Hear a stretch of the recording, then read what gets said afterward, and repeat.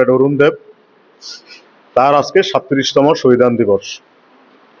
1988 থেকে 1993 সাল কংগ্রেস টিউজের সরকারি রাজ্যের মধ্যে একটা বিস্ময়কর পরিস্থিতি গোটা রাজ্যে, যে ঘটনাটা গোটা রাজ্যে মানুষ আগে কোনোদিন দেখেনি।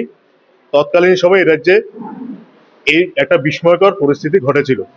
খুন, সন্ত্রাস, রাজধানী, ধর্ষণ, ক্যাম্পাসগুলিকে রক্তাক্ত করা, কলেজগুলিতে সন্ত্রাসের ল্যাবরেটরি তৈরি করা, এগুলি তৎকালীন সময়ের সরকারের গুন্ডা বাহিনীর নিত্যদিনের ঘটনা ছিল। এবং তার সাথে ছিলেন এ রাজ্যের প্রান্তিক এলাকার মানুষ চরম দারিদ্রতার মধ্যে ভুগছেন। জাতি উপজাতি সকলকে একত্রিত করে এই দারিদ্রতা বিরুদ্ধে লড়াই করবার নাম কমরেড অরুণ দেব। জাতি উপজাতি সকল অংশের মানুষের কাছের মানুষ ছিলেন কমরেড অরুণ দেব। আজকের দিনেই 1990 সালের আজকের দিনে গোটা রাজ্যে স্বশাসিত জেলা পরিষদ নির্বাচন। কমরেড অরুণ দেব পুলিং বুথের দায়িত্ব পালন করছিলেন। উনি ছিলেন আমাদের সংগঠনের রাজ্য কমিটির সদস্য, একজন সাংবাদিক, তার পাশাপাশি আমাদের সংগঠনের মুখপত্র ছাত্র সংবাদের সম্পাদক মণ্ডলীর সদস্য। যখন পুলিং বুথ দায়িত্ব করছিলেন ভারতের কমিউনিস্ট পার্টি মার্ক্সবাদীর হয়ে, আমরা দেখলাম গোটা রাজ্যেই সকালবেলা থেকেই কংগ্রেসের ঘাতক বাহিনীরা ভোট লুট করছেন, মানুষের গণতান্ত্রিক অধিকার প্রয়োগ করতে দিচ্ছেন না। যখন এই ঘটনা সিমনার ঈশানপুর ভূতে যখন এই ঘটনা ঘটছিল, কমরেড অরুণ দেব বাধার প্রাচীর হয়ে দাঁড়িয়েছিলেন। কমরেড অরুণ দেবকে সেই সময়ের ঘাতক বাহিনীরা বাধার প্রাচীর হয়ে দাঁড়ানোর ফলে তাকে কুপিয়ে হত্যা করেছেন এবং মারাত্মকভাবে কুপানো এবং বস্তায় বন্দি করে তাকে ভূত থেকে নিয়ে গেছেন।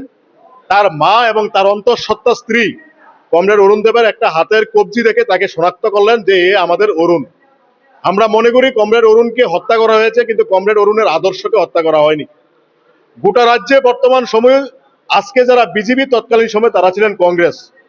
তাদের মুখোশটা এক, পোশাকটা আলাদা। সেই সময়ের যারা সন্ত্রাস, খুন, রাজধানী, সিন্ডিকেট রাজ, মাফিয়া রাজ যারা করেছিলেন তারাই আজকের দিনের বিজেপি। আমরা দেখলাম 2018 সালে এই রাজ্যে প্রতিষ্ঠিত হবার পর থেকে আজকের দিন পর্যন্ত গোটা রাজ্যের ক্যাম্পাসগুলিকে অশান্তিতে পরিণত করা, তার পাশাপাশি ছাত্রীদের কোনো নিরাপত্তা নেই। গোটা রাজ্যে ছাত্রীদের উপর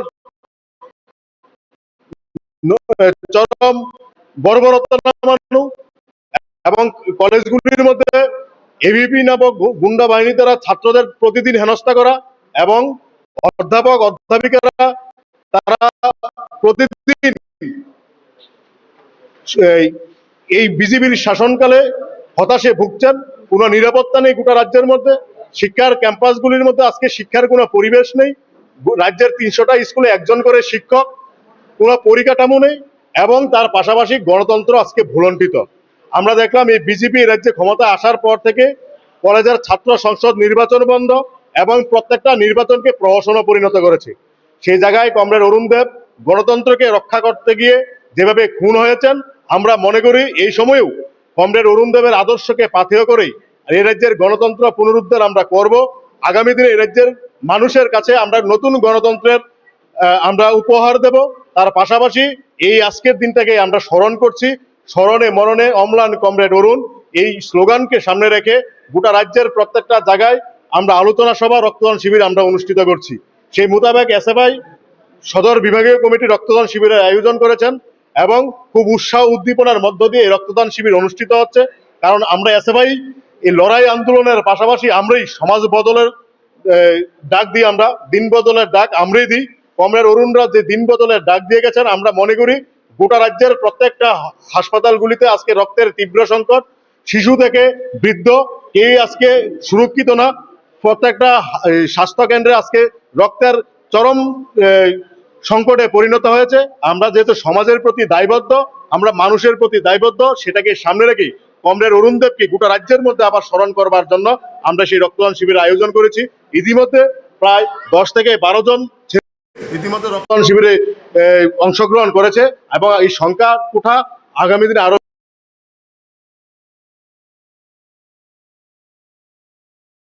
মৃত্যু হয়েছে, খুন হয়েছে তা না। কমরেড অরুণ আমাদের আদর্শে বেঁচে রয়েছেন। কমরেড অরুণকে আমরা পাথেয় করে আমাদের সংগ্রাম ধারাবাহিকতা আমরা আগামী দিনে চালিয়ে যাব। আমি এসএফআই রাজ্য সভাপতি প্রীতম শীল।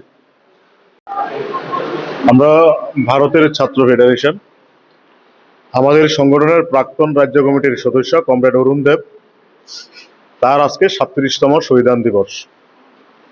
1988 থেকে 1993 সাল কংগ্রেস টিউজের সরকারি রাজ্যের মধ্যে একটা বিস্ময়কর পরিস্থিতি গোটা রাজ্যে, যে ঘটনাটা গোটা রাজ্যে মানুষ আগে কোনোদিন দেখেনি।